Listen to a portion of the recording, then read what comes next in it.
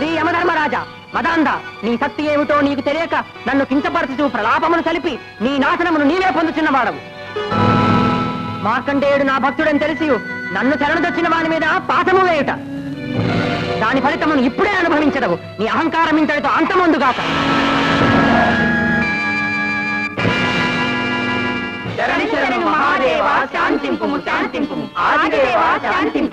మహాదేవా, కాలుని అపరాధము క్షమింపుము.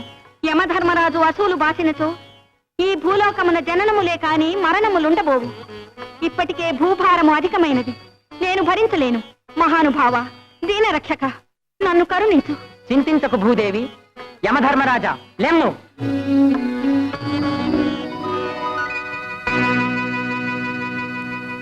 వీరందరి ప్రార్థన మన్నించి నిన్ను ఇదే క్షమించి తిని ఇక ముందెన్నడూ నా భక్తులను బాధించకు.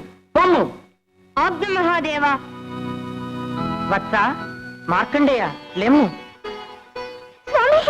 నీ దీక్షకు భక్తికి సంతృప్తుడనైతిని. నీవిక చిరంజీవివై జరామరణములు లేక ఈ భూమండలమున యథేచ్ఛగా జీవింతువుగాక.